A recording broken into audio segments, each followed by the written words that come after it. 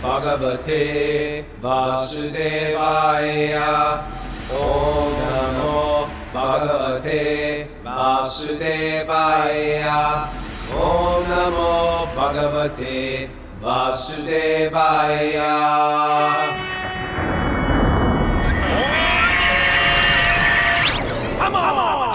Live from Super Soul Farm, this is Wisdom of the Sages, a daily yoga podcast with your host, Raghunath, and co-host and senior educator at the Bhakti Center in New York City, Kaustubha Das.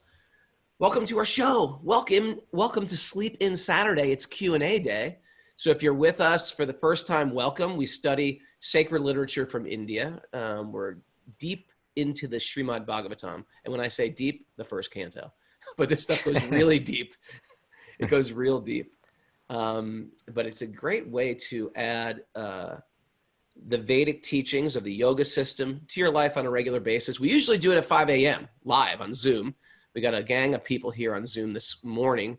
If you want to join us live on Zoom, you're welcome to. You just have to email our assistant Mara for the secret code at wisdomofthesages108@gmail.com. Wisdomofthesages108@gmail.com.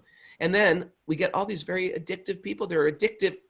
It's like we want to be addicted to something in the material world, but those things that we tend to be addicted to, it could be food, drugs, alcohol, sex, gambling, whatever those type of addictions sort of dismantle our life.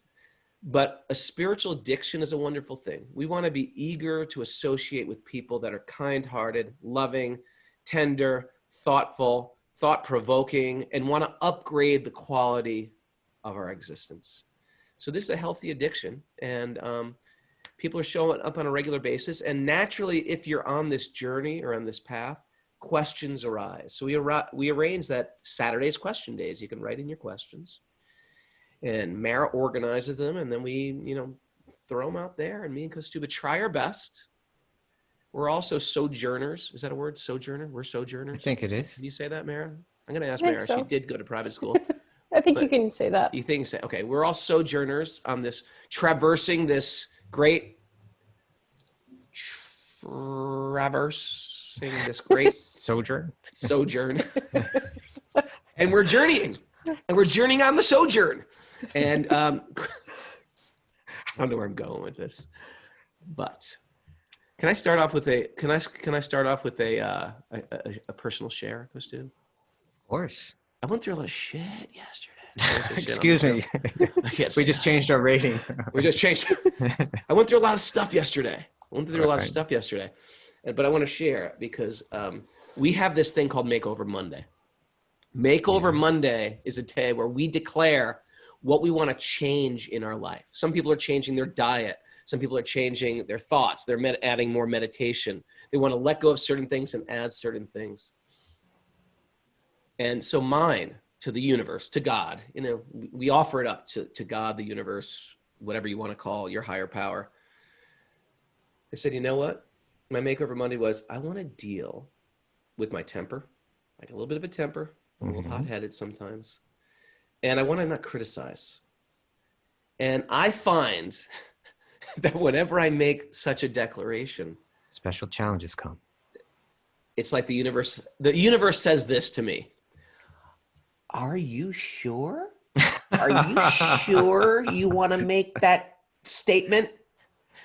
Because it sounds so liberating. I'm going to get over criticizing. And you could almost do it for your own ego. I'm going to be over this. I'm going to be over that. I'm going to control my diet and my tongue. But the universe is actually hearing it and saying, are you real about this? Or are you just blabbing? And I was really put through the fire yesterday. And I was really upset. I was super upset. And I'll just share because Mara doesn't know anything about it. So Kaustubha knows because Kaustubha is always my counsel. He is my Vidura in my life. I'm Dhritarashtra, the blind king, and you're my Vidura.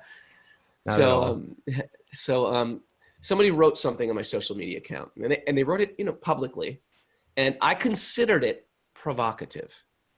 A person that I loved, and I keep fondly in my heart, and it wasn't necessarily provocative. She just wrote it, and she wrote it in a nice way, and she wrote it, but it was a way that was sort of like, calling me out and yoga teachers of influence out, like, what have you done?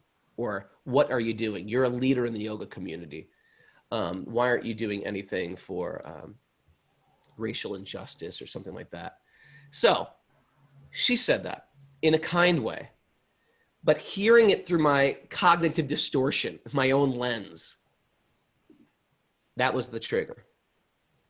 And instead of being like a sadhu, instead of following my own very principles that I espouse, instead of like, okay, here's the test. This is the test. Remember Monday? Remember Monday? When you asked for that test? Here's the test. And I tell you, I got an F on the test. And it sucked. What do you mean by you got an F? Well, I heard it. My filter heard it. This person's is attacking me publicly. And that was just my filter of how I heard it. And so I'm going to do the right thing. I'm going to write her back privately. I'm not going to get into this internet thing. I'm going to write her back privately. But it was done. My attack was more, I wrote back emotionally. And instead of being that sadhu or being that, following those principles, I wrote back, I questioned her integrity. I wrote back with hurt, and I sort of lost my cool. I criticized and I lost my temper. Exactly what I told the world I was not going to do, and told the universe not going to do. And so I just want to share these. This was my walk away. Now it's morning time. I was really suffering. I mean, Kaustubha knows I was just like distressed. I hated the world. I was ready to F the world. I'm moving to a cave. That was my mood yesterday. I don't want to do social media. I want to live in a cabin. I don't want to talk to people. I'm never going to open Instagram or any social media platforms again, because what started was a barrage of, She posted your thing. She posted my private message. My private thing and publicly, and then publicly, and anyway, you became a punching bag for an afternoon. I became a freaking. Everybody was throwing elbows, headbutting, throwing some dirt in my eyes. And I was really, really upset. So anyway, here's my walk. I just want to say, here's my takeaway from it this morning. Give people the benefit of the doubt. Be generous with people. That's a big thing. I went right to how she's offending me, but really give people the benefit of the doubt, Raghu. Come on. Here's another big one. I blew it on. Don't take offense. Why are you getting so offended? Don't take offense. To the degree that you get offended, you're going to suffer tremendously. Don't get offended. She's just saying her thing. 3, train the mind to see good in other people. And I went right for what she's doing wrong. And 4, I put, do not criticize. So when I don't criticize. Don't just come off criticizing. I could have answered that in a very loving way. So my point is, when I don't follow the super serious principles of a spiritualist, I invite inauspiciousness in my life. If I didn't like any of those comments, guess what? I invited it. And so it's sort of like, I see it as, now I'm seeing it as, this is Krishna's love. This is God's love for you to work on it. If you really care about working on yourself, here's a chance. Can you not be angry now? Can you not be envious now? Can you not be bitter now? Last night I went to bed bitter, angry, hurt, resentful, spiteful, with so much hate in my heart. And we talk about this stuff all the time, and I couldn't get through it. And then you got to pray. You got to pray for people that hurt you, and you got to love people that hurt you. It's what I talk about all the time, and I just couldn't do it. So that's my story. Well, Raghu, I'll say I want to amend your thing a little bit, because I don't think you got an F. Because in the end, you wrote a public apology to this person. And I felt it was especially nice of you to do that, because she could have kept it private, and not only that, but the way that it worked out was that you're just getting accused of all kind of stuff. Like people just throwing out crazy stuff. I mean, it was just like, it was a real pile on. It was ugly. It got really ugly. People that don't even know you were throwing out all kind of, and you apologize. And I know that it's always hard to apologize, and particularly when you've been like so severely like accused like that. So, Raghunath, I love you. I've known you so long. I know where your heart's at. And we all make mistakes like that. Like we all may be capable of like responding to something in a way less than we should. But you really were put through a lot that was very unfair. And you responded by just stepping forward and apologizing. And to me, that is maybe that was part of, you had a prayer and you had an intention that you said at the beginning of the week. And then, Krishna really moved in such a way to really make it a challenge for you, where you had to really dig deep to walk through it. And my impression is that this is just part of your path, that you do step up when you have to step up. And I appreciated that. So. Thank you. I still feel like if I don't own my full responsibility in this, I don't heal from it. So anyway, thank you. And I put this out there publicly. I'm not the guru. I'm a sojourner. I'm not the guru. I don't claim to be the guru. I'm on a path, and I struggle with my own senses and my mind and my samskaras and my shortcomings. And if I don't grow from it, I got to learn it again. Well, I think I always see you do grow from it. So. Well, thank you. You're always good counsel. It also brings through all these things we talk about. Like I always say, you need good friends who you trust. Like, so Kaustubha was my go-to, Tukaram Prabhu, my go-to people. They touch my heart. My wife, Bridget, she was my go-to. And they're people that, they want you to act from a higher place. Because when we're hurt, we want to act from a lower place. Anyway. Thank you for sharing that. It's so important. Thank you. Thank you. All right, we're ready to start? Question and answers? Yes. Let's start question day. You gonna sing the song? No. Questions on my mind. Okay. I'm going to start with you, my friend. All right. You got a question for me? Yeah, I got a question for you.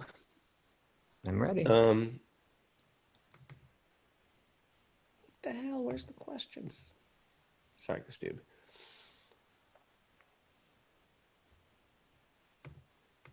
Come on, Kaustubha. Those questions. I have your old questions. Here's your new ones. Awkward, dull stare. There we go. Okay. All right. Here's my question, my friend. Who is this question from? This is from Anonymous. You might know him. Just kidding. Okay. We are all aware of the current state of political climate here in the United States and the civil unrest that is accompanying it. When it comes to family members who say they support this administration, though not their hateful speech and actions, how do we manage this, right? So when it comes to family members who say they support this administration, though not their hateful speech and actions, what do we do? How do we manage this? In our house, we are big advocates for social justice and helping support our communities that are in need. We feel this is a moral issue rooted in empathy, compassion, and helping people when they need it most. It's difficult to know how to navigate this when our older family members support the administration that stands in direct contrast to the moral obligation we feel deep in our hearts. It's a good question. To paraphrase Desmond Tutu, if you are neutral in times of injustice, you have chosen the side of the oppressor.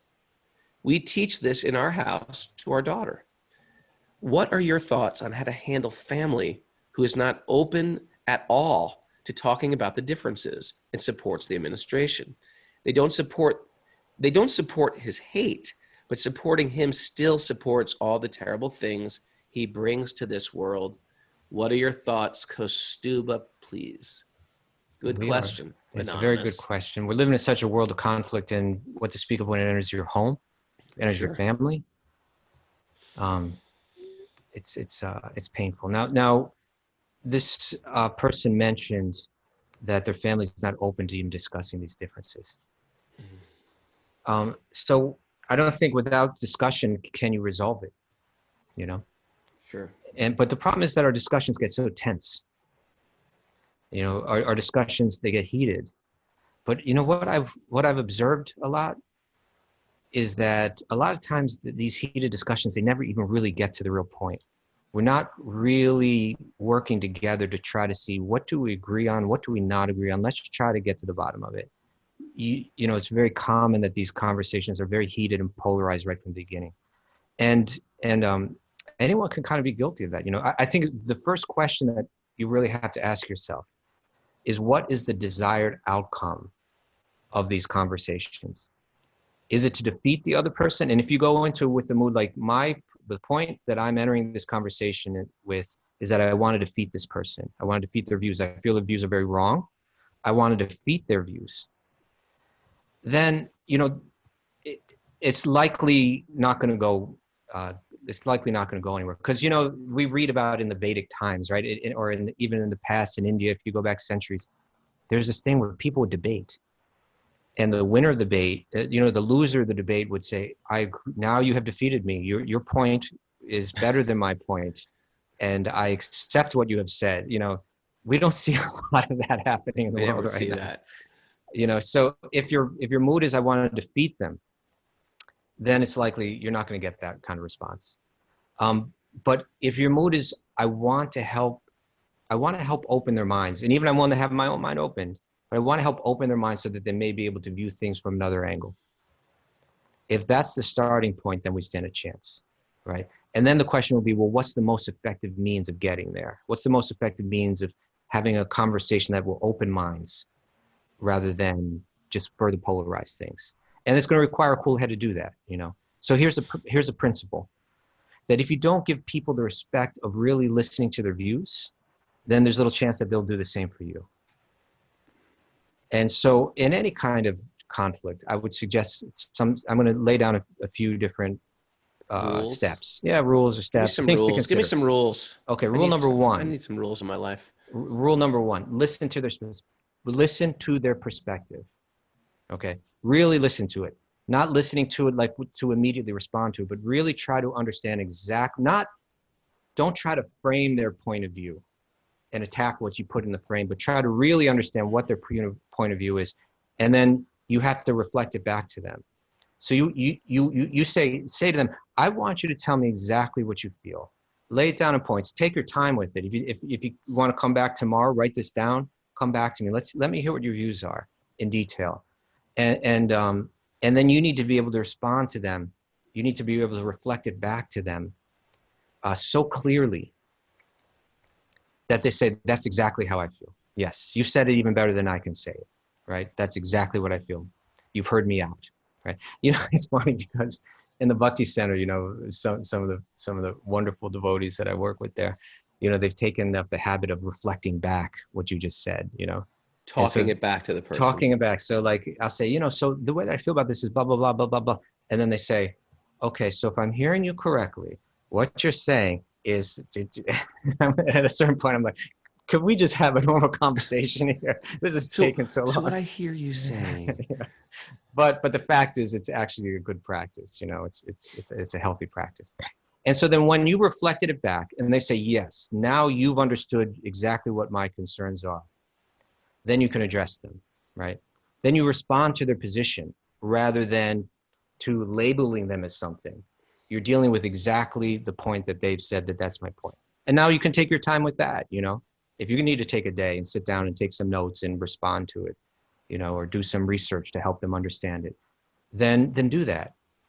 And then a third thing to consider is that a lot of times it's not merely by arguing policy, but you have to try to bring it to the human level. You have to try to let them walk in someone else's shoes. So then rather than just trade insults or quote statistics, you know, or political theory, you know, try to bring them to another level of contemplation through questions like, Like, if this was happening to you, what would you do? Would you do whatever you could to make sure that your family or your children were safe? Here's what some people are going through. You may not even be aware of. Consider what it would be like if you were going through it and how you would respond to it. Say, I'm going to challenge your perceptions now by telling you a story that someone shared with me about what their experience is that you may not be experiencing. And then consider how you might respond in that same circumstance. And I think it's that kind of conversation is the only place where you're going to stand a chance. That hopefully you can bring that relationship to understanding each other better. That it's not that we're just fighting over things that aren't really the issue, but to bring it to the real issues and to try to discuss them civilly. And oftentimes we'll find that we agree on more than we thought we did. So that would be my advice. That was good advice. That was great advice. I hope it's helpful. It's helpful for me. Okay. It's helpful for me. I wasn't even thinking who Anonymous is. I was just like, okay, Kaustubha's lecturing me now. I'm just going to shut up and listen. Thank you, Prabhu. Well, thank you. And now I want to hear from you. Someone's asking what Parmanand saying. What was 4? There was no 4. There's only 3. It's okay. So, okay. This is coming from Katie Rose. Katie Rose in the Discord thread. From the Discord question and answer thread. Hare Krishna. I'm a yoga asana teacher, and as I delve deeper into bhakti, I have some concerns. I teach mostly in gyms, schools, rehab centers, etc. In these spaces, I have to be totally secular. All right. You've met people in that position before, Raghunath? I've met institutions in that position. People who are in that position, I've seen that, and I've been in those institutions. And you've been in. Say, you can't chant, you can't say any. Yeah. Okay, that's why we're asking you. That's why we're asking you. Yeah. No mention of Krishna, no chanting, nothing from wisdom literature causing nothing, because nothing, quote unquote, religious is allowed. Some people tell me, well, don't teach in those places. But I teach these classes because I believe they can be the first step down a yogic path. Also, a lot of folks can't afford studio classes or aren't ready for spiritual truth just yet. My question is, how do I devote my teaching to Krishna and keep it sacred when I can't speak about any of it? Sometimes I feel like an aerobics instructor and I hate it. Right. I get that. I get it. What do you have to say, Raghunath? Well, it's ironic how the first place we ever hear the word yoga, like historically, is in the Bhagavad Gita, the Puranas, the ancient books of India, and the Upanishads. The first time you ever hear the word yoga, and it's used in a spiritual connection, Krishna is known as Yogeshwar, the master of yoga, the controller of the yoga system, the master of all mystic powers. Yet in the West, we've secularized it, and it's Krishna threw a party for us, and we're not allowing him, he's not invited to the party. You can use all of the resources of the universe, but he's not allowed. So that's the ironic thing. That being said, I get it. That's what we're dealing with. But Katie Rose, you imbibing this stuff affects this is going to sound very new agey, but it will come out of you in ways that are almost unnoticeable, but they're completely noticeable. They won't seem noticeable. Like maybe you're not going to be chanting, and maybe you're not going to be quoting the Bhagavad Gita, but what's going to happen is things are going to happen in your consciousness, are going to shift, and these subtle things people are going to pick up on, and they're going to be like, wow, I appreciate this woman. I appreciate you can't keep that light inside. It's going to be forced out of you, and people are going to notice, and they're going to want to hear from you. And that's when questions start. Kaustubha, I'm going to tie this into another question about jiu-jitsu. Do you mind? Okay. There's a jiu-jitsu question down there. Want me to read that? Yeah, read that question too. Question? Yeah. Look at you like freestyling here. Okay, jiu-jitsu question. This is coming from Jade Andreeve via email.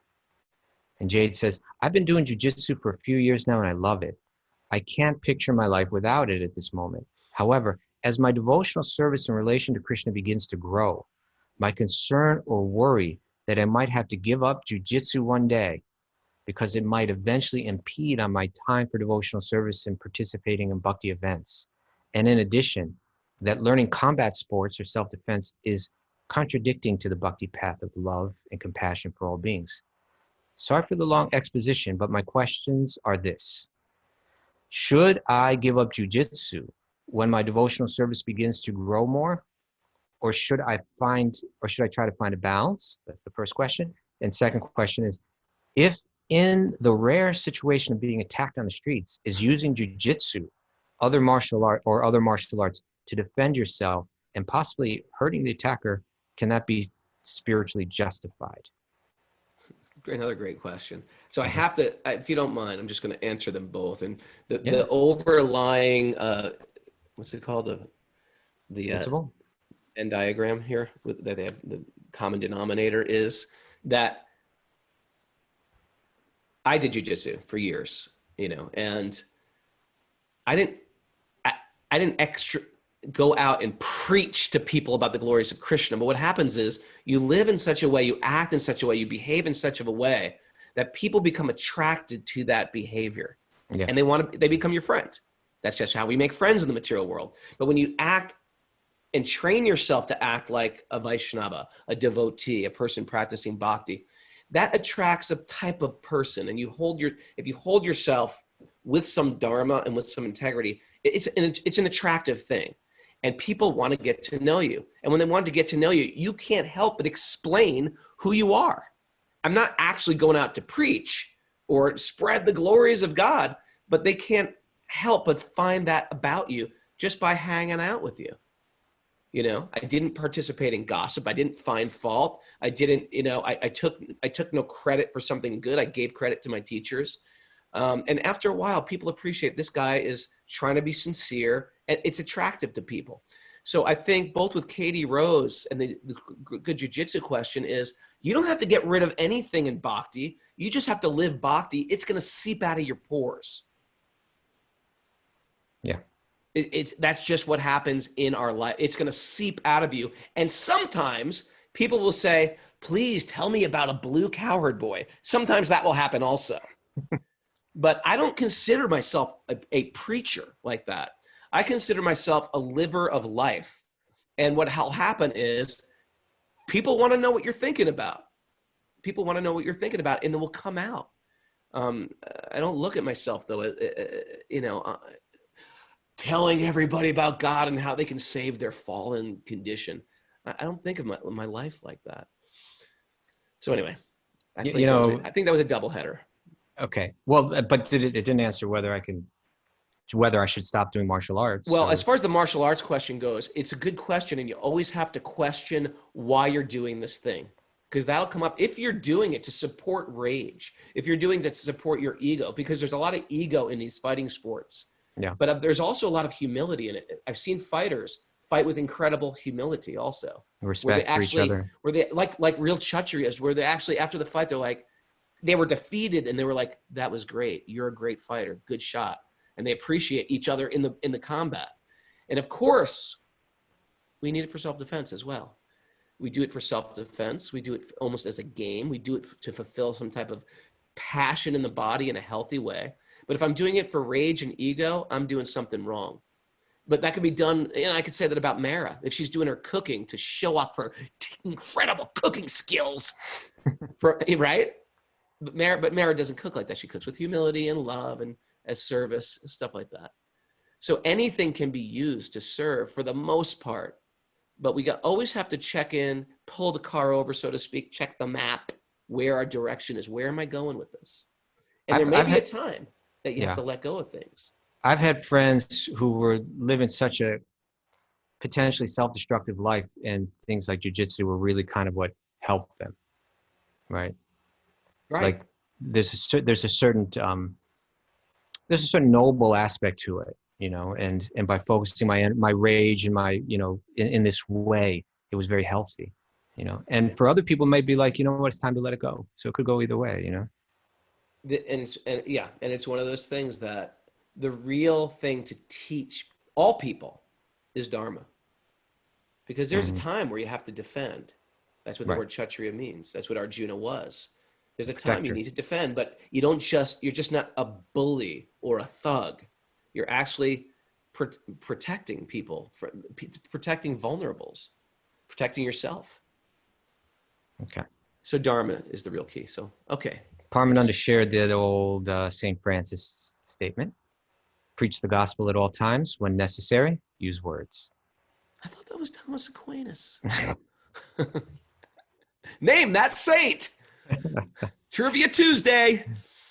Okay. Next. Okay. Bob, this is from Bob Hollowell.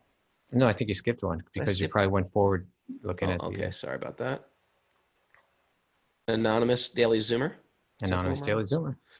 This is from an anonymous Daily Zoomer via email. I'm apologizing now for any offense I may cause in this question. I know this Daily Zoomer, and they never cause any offense. Yeah, this is one of these people. It's just their Daily Zoomer's humility, but... Yeah. Okay. I'm asking from a place of humility to learn and better understand the path of bhakti so that I can represent and serve Krishna in the best of my abilities. What a beautiful opening sentiment. Mm-hmm. I understand we are all spiritual beings doing our best to navigate a material world. And right now, the material world sucks big time. Okay, just say it like it is. Say it like it is. That's how I felt yesterday. This material world sucks big time. Okay. On a material level, if I had to identify my race and check one of those boxes on a standardized test, I would mark black. I'm a black female. All right. Okay. Isn't that weird that they still ask those questions? Like on what I just Well, there are reasons for like what we're talking about censuses and stuff. There's reasons for No, that. not a census. Mara, what am I talking about? When do they make you check are you a Caucasian? Like on applications and Yeah, things? like on applications. Like, why do you need to know? Don't you ever feel like checking spirit soul? I think you have a choice usually to stay. I don't want to stay out of that. Nowadays. Okay. Yeah. I always find what's your intention behind? Anyway, she said she would check black female. In bhakti, I've learned that it is important to hear, chant, and keep good association. Well, now I'm stuck. Okay, so what they're saying, I believe, is now I'm stuck because on one hand, I'm trying to practice bhakti. I'm trying to let go of my bodily identification. Okay. Right. But meanwhile, in the current circumstances, it's just the predominating issue that just won't stop, and it's even entering. And now what they're about to explain is it's entering into their spiritual practices. Okay, it goes on. Let me get you. Then we want to hear your full answer, brother. Okay. On June 5th, ISKCON, that's like the Society of the Hare Krishnas, right? Published a statement about Black Lives Matter. It was nice. I personally do not feel the organization Black Lives Matter represents me, but the article that ISKCON published was nice. Also, recently, in my immediate bhakti community, some classes have begun heartfelt dialogues about racial injustice. It's nice, but I noticed I was becoming annoyed and angry with the idea that this is what my bhakti classes, my spiritual classes, have become, conversations about race. To me, it makes no sense, and I'm trying to understand it and becoming frustrated. Hashtag Maya just won. That is one of our hashtags, isn't it? I'm not saying people shouldn't have these conversations at all, but it seems a bit contradictory when you're trying to teach and practice that we are not the body. So I've dropped my classes, the ones that were annoying me, because anger is not my truth. So she was getting angry at this. And then she quotes Prabhupada, who says in the Bhagavad Gita, a devotee does not live on a material plane. They live in Krishna. In dropping my classes, however, I can't help feeling that Maya has somehow won again. Kaustubha, Prabhu, what are your thoughts on the matter? So many thoughts, Man. Initially begins with great question, isn't it? Yeah, it's a very good question, and it's just coming from another angle now, right? And my initial thought is just feeling of sympathy,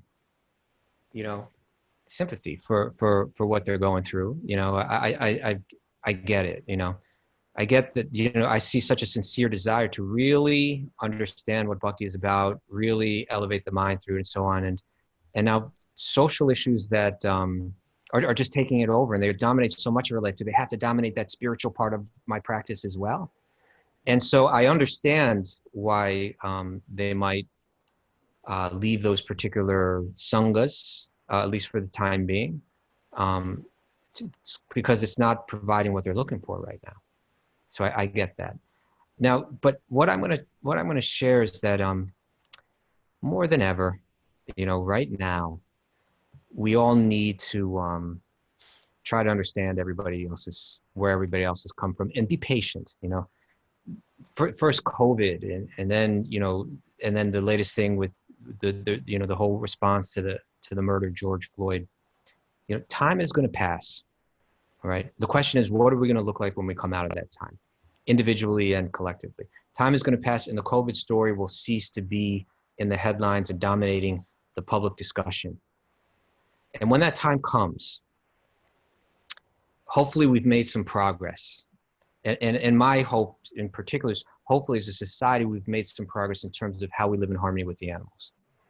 You know, and time is going to pass, and the George Floyd story is going to cease to be constantly dominating the headlines.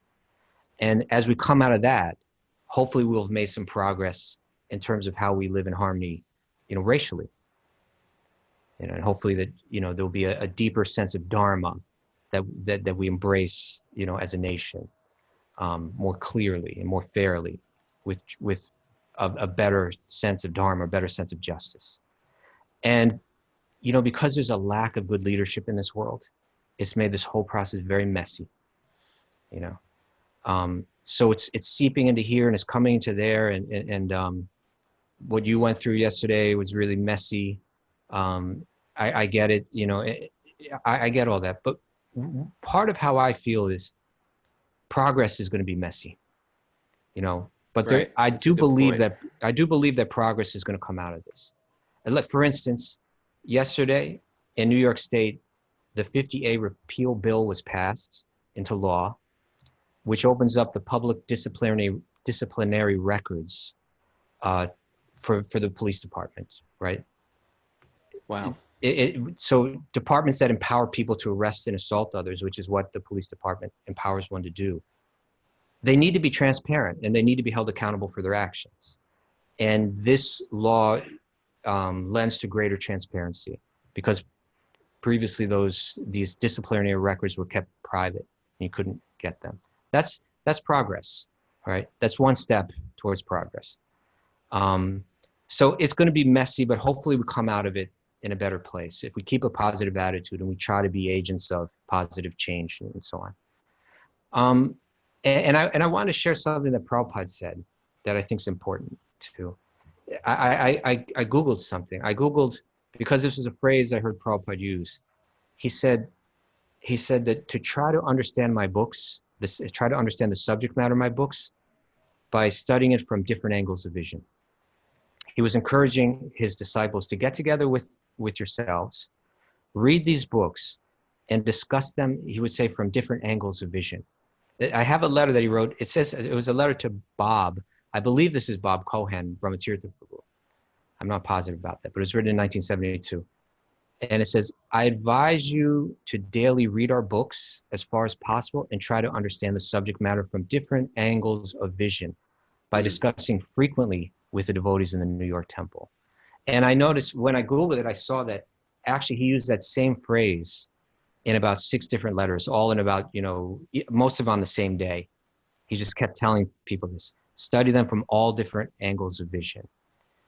And I think what's happening in the devotional sanghas that you're in, if you can look at it this way, look at it that for years and years, you know, we've been studying these books, not necessarily specifically from this angle of vision, but because this is such a predominant issue right now, that people in those groups are going to naturally want to look at this from that angle. They want to look at it from that angle of vision, right? How does this relate to what the world is going through right now? And I get the impression that you want to find some relief, some sanctuary where you don't have to think about that right now. And you can just kind of absorb your mind in that pure spirituality. And I appreciate that, and I sympathize with that. And I would just suggest that you try to find your inspiration where you find it. There's no material impediment to your spiritual advancement. We'll try to keep things spiritual on, although we occasionally are dealing with these, like we're doing right now, dealing with these issues at certain times, but for the most part, we want to keep it on that pure spiritual subject matter. And I'm sure there's other places where you can find that. And at the same time, just be patient. And this time is going to pass, And again, hopefully we'll come out of this time having made steps forward in terms of Dharma. So I'll leave it there. And I hope that that's been helpful. And if you need to discuss that more, please feel free to reach out to me because I'd be happy to discuss it more. Great question. Okay. More good questions. Well, you know who has lots of good questions? Who? Harshal Gore from the UK. Harshal Gore's got tons of questions. He's Mr. Question, I think. He is. Harshal Gore, as we're going to call him. The questioner. The questioner. Okay, here's his question. He gets like a question a week. I think it's been a week or two since we did one from Harshal. So. All right, we need to hand out question trophies. Harshal's going to win it, right? He's got the blue ribbon. Here's his question. Okay. Unfortunately, there have been a few deaths with colleagues and friends around me recently. It's very hard to see friends being upset. They've had the questions. Why has this happened to me? Why now? Natural, yeah? This is really hard to deal with for me. And this is actually going kind of back to the same question you got before. I'm kind of recognizing now. I've been very compassionate, but held back from discussing any elements of Krishna consciousness. They wouldn't want to hear this. Wrong time, wrong place. How can I help my friends with the nectar of Krishna consciousness without directly talking about it in terms of karma, samsara, moksha, etc.? All right. Great question. Delicate things. And, I'm going to explain how not to do it because I learned from mistakes. They say there's 3 types of intelligence, right? Somebody tells you, don't touch the stove. The stove is hot. This is called first class intelligence. Don't touch the stove is hot. Okay, I'm not going to touch the stove. Second class intelligence, and you touch it and you burn your hand. Or no, I'm sorry. First class intelligence, you don't touch the stove and you don't burn your hand. Second class intelligence is, don't touch the stove, it's hot. Let me touch it and see. Burn my hand. Third class intelligence is, you touch the stove, you burn your hand. You touch it again, you burn your hand. And you keep repeatedly touching the stove. So I am a third class intelligent PhD. I've got my master's in third class intelligence. So I can tell you how not to do it. I came home from India to my big Italian Catholic family. Okay. 6 out of 7 kids. I'm number 6. On Christmas Eve, wearing robes and a shaved head. And my mother looked at me like, what are you doing? Why didn't you become a Christian priest? Why are you doing this? And my answer is really quite simple. I was sort of like, don't worry, Mom. Do you know you're not even my mother? I'm sure she appreciated that. Yeah. You're not actually let even me my guess. mom. We are just like... She responded by saying, "You're right. Thank you for explaining that to me." I was like, wait till you hear. Wait till you hear what I know. I was like, we are all like straws. Sometimes a river flows and straws get stuck together. And then another wave comes and they all get separated. We come together for a few days and then we're separated. We are not even related to each other at all. That didn't work. That didn't go over well. Anyway, the point is, not what I said wasn't truthful. It just was, I delivered it not in an appropriate dose. Yeah. So as we become more and more expert in the practice of our bhakti, which is like a healing herb, You have to know how much of that herb to give. If you give what did my mom think of Bhakti after that little dialogue? She thought, he's in a cult. He's lost his mind. He's doing bad things. He doesn't think I'm his mother anymore. Does he know how much I've done for this kid? And he's saying I'm not his mother. And I just made him breakfast. He came out of my body. I'm his mother. He came out of my body, damn it. So it's not like what I was saying wasn't truthful, but you can't hit people over the head with truth. You have to wait till they want to hear from you. And generally, especially family members or people that you love, they just know you from your past. And especially if you have some new enlightenment, they don't want to hear it from you. The best thing I could say is live that spiritual life and people will want to inquire. And with people who know you very well, give it some time because they know years of your past, you know. Give Okay, it, right? He seems like he's already grasped this, right? He's already holding back. But he's wondering, but how can people he help can't them? hear unless they ask. It's hard for people to hear unless they're inquisitive. He should say nothing unless they Be ask. supportive, loving, kind. And then when they see that here's a man of integrity, I want to ask him, well, what do you think? And some people just won't ask. And you know what? I've got siblings, I've got old friends, and I just back off. Mm-hmm. And I wait till, and you know what? Some come forward and say, hey, what does, the whole Krishna thing say about this? Or and sometimes it's taken 30 years. I've had people that wrote me off 30 years ago that have come full circle saying, you know what?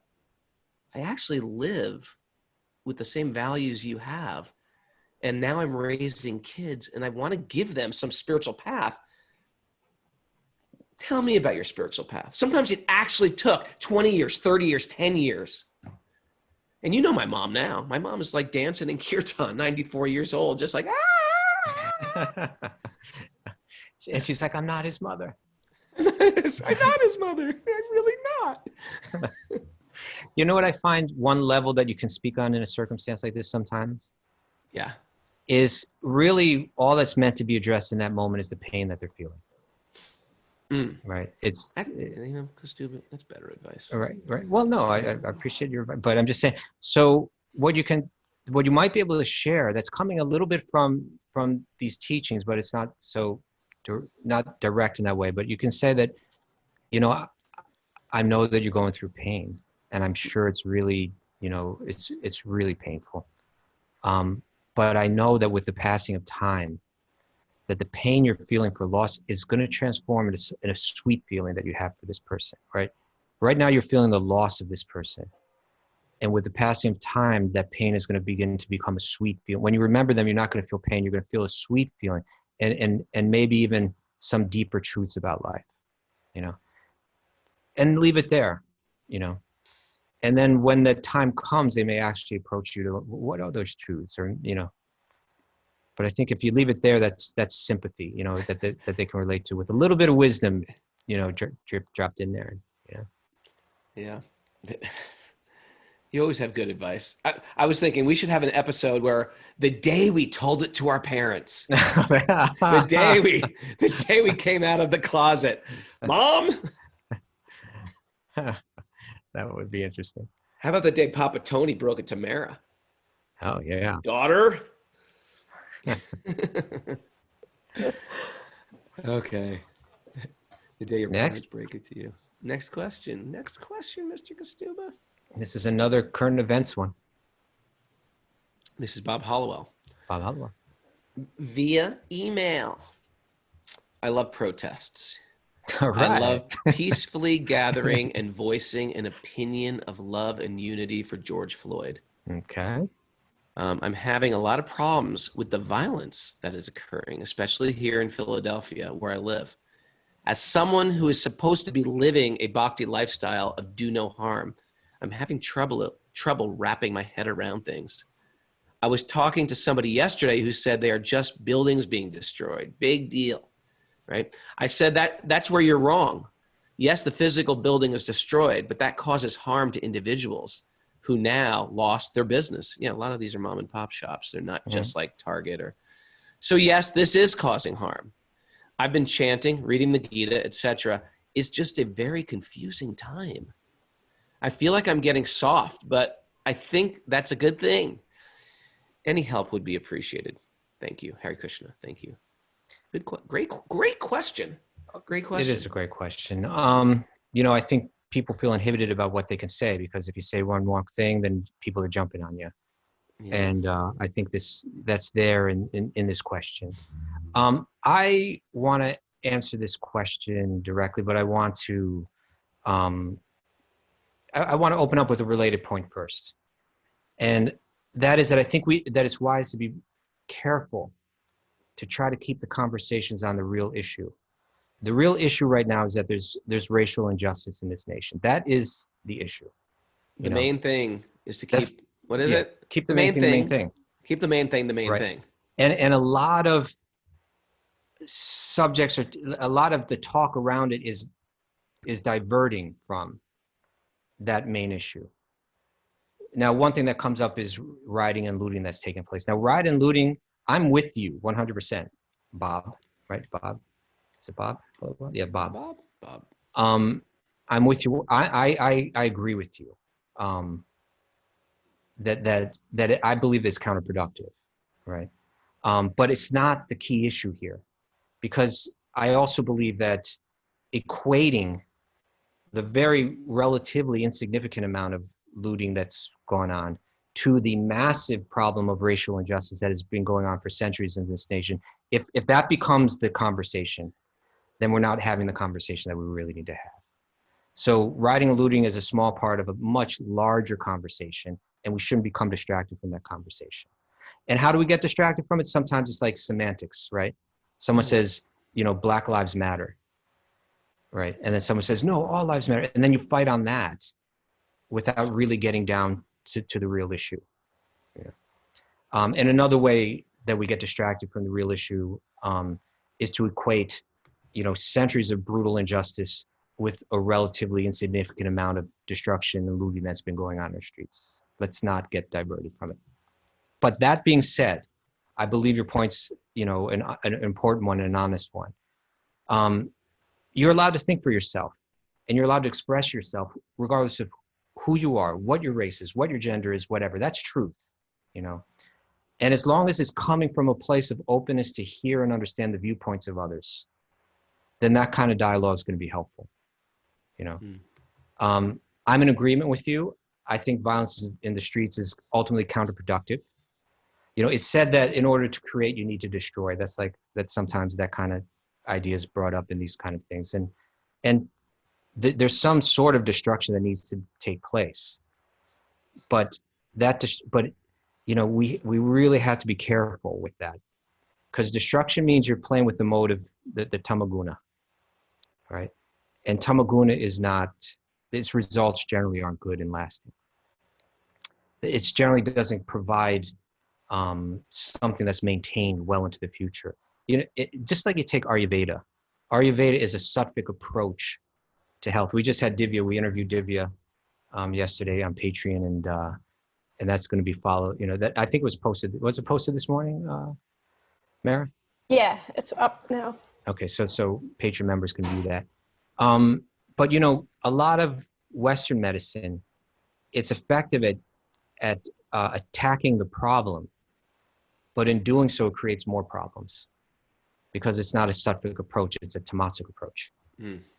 Right.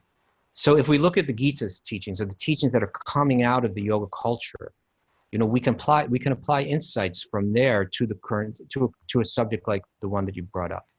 In the 17th chapter, text 18, it speaks of rajasic approaches, and it said rajasam chalam adhurvam. Rajasic approaches are unstable and unlasting. Right. And it speaks about tamasic approads, which, particularly tamasic means, when it's causing injury or destruction. It says, parasyot sad anartam va tat tamasam udahritam.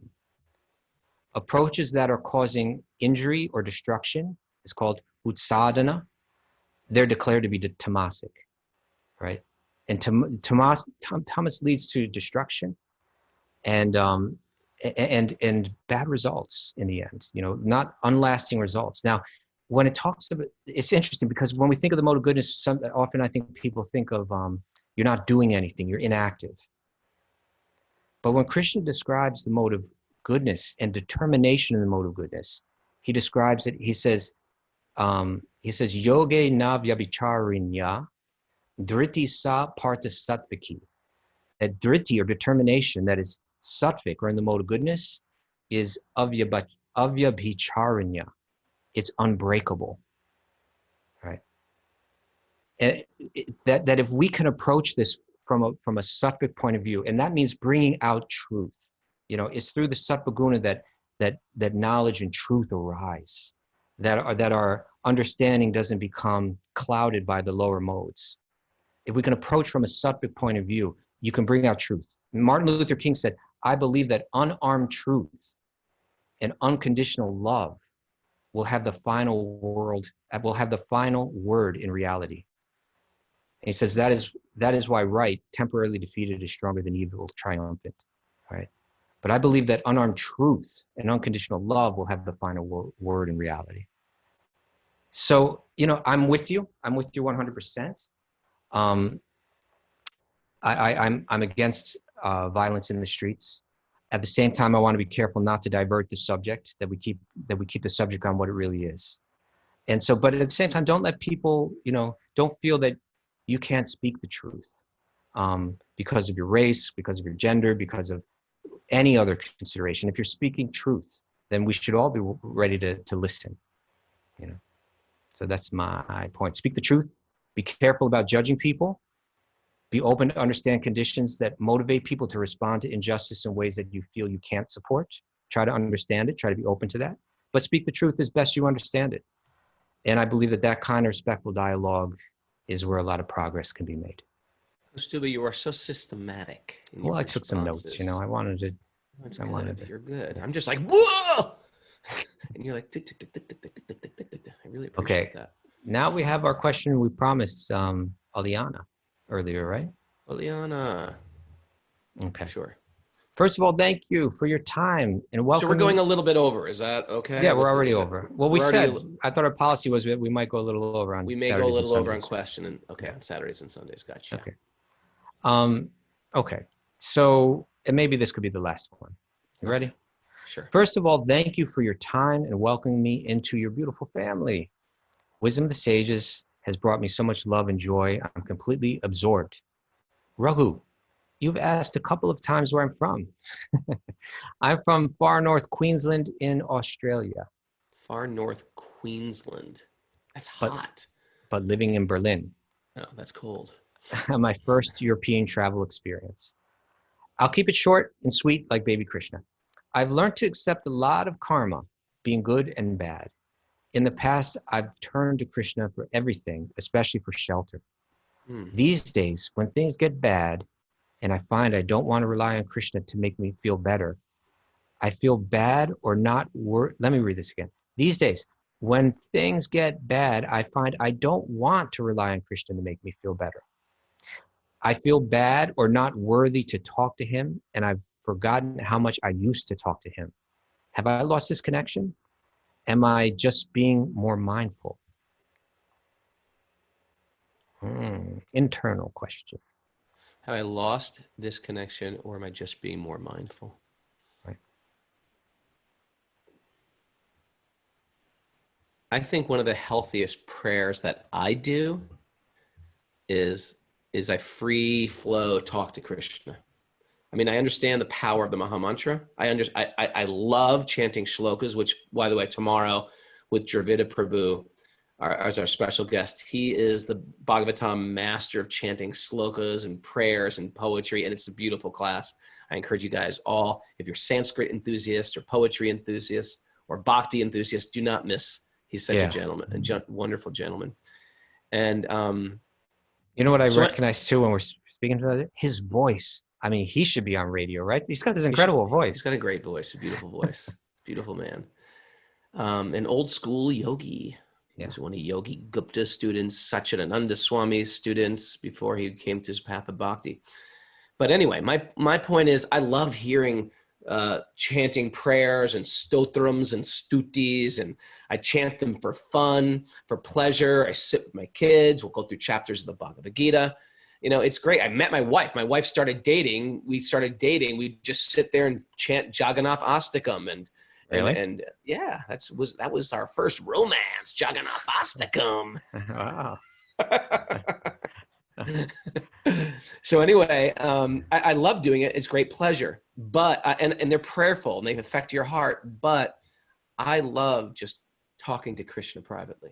Oh Krishna, what would you like from me? Oh Krishna, I'm lost. I'm in so much Maya, Krishna. Oh Krishna, help direct me. I love sometimes even stopping my japa and just praying, and I think it makes my japa better. So I think it's good to resurrect that practice. You can still be mindful with it. Krishna is hearing. He's like waiting by the phone like this, please, when are you going to call? He's eager for us to speak with him. It doesn't mean we give up chanting the shlokas and round japa and the Maha Mantra. Those things are there as steady practice, and they'll start to blossom in the same way an acorn appears just like a little marble. But actually there's an oak tree in there. So the Maha Mantra will start to make something happen to the heart that you can't even imagine an oak tree is in that acorn. It's like unbelievable. That's unbelievable news, right? But it's in there. And the Maha Mantra is like that with our heart. It's unbelievable how this sound is going to start to transform me, but it does. So I think for me, at least in my psychology, it helps me to flip back to good old fashioned, I'm lost. I need help. My heart is broken. I'm excited. How should I process this, Krishna? I love it. You think that's okay? Yeah, no, I mean, it's something that I do more of now than I've done in the past. And I think it's really important. It's actually where it's all meant to go. You have a relationship with this person and you have to talk to that person. I agree. Thank you, Raghu. Think about that. I think it's time for the music. Time for the song. Hey, thank you guys for just being there while I shared. It was a lot for me to plop all that out and dump it all on your heads, but thank you for being supportive community. We have a great community. I'm really happy about this. And we should do a retreat. We should figure out a retreat, Kaustubha. I'm down. What do you think? Let's do a retreat. Let's do a Wisdom of the Sages retreat. Yeah. Thanks for everybody joining us on Zoom. No, I'll hold the Zooms. Thanks for everybody joining us on Apple Podcasts. Please go to Apple Podcasts. Give us a 5-star review today. If you haven't, get on there. Say something that really helps us stay in the conversation. I want to thank all the yoga teachers who taught this week. If you want to join our Patreon community, Divya Alters thing is posted now. You can check out her class. Next week, there's a Kitchery class going on with Damodar Priya. Did you know that? I announced it to everyone during Divya's class yesterday. So yeah, they were asking about Kitchery. Nicole was asking about Kitchery. Well, you can learn on Wisdom of the Sages Patreon. Yeah, excited about that. And then this week we got 3 yoga classes, Tuesday, Wednesday, and Thursday. I think we're going to start on and so this is all for a part of our Wisdom of the Sages Patreon party we got going on. Patreon.com/Wisdom of the Sages, and we're going to have a asana link on our thread where we tells you what classes are going on this week. Check that out. It helps keep our boat afloat. You can give whatever you want. You just give from the heart, and we appreciate it. Also, if you're joined us late on Zoom and I didn't say good morning to you, well, good morning to you. Have a fantastic day today. Aditi and Todd Deckard and Nicole from Zurich and Samsung, you wonderful person. And Marlena, good morning. And Laura Rubino. Laura Rubino is going to teach a kids yoga class in a couple of weeks too. Awesome. Hey, and check out Surya Radhika. She's working on something over there. Oh my God. What is that? Oh, it's like a Wisdom of the Sages background. A Wisdom of the Sages flag. Fly it high. For Flag Day.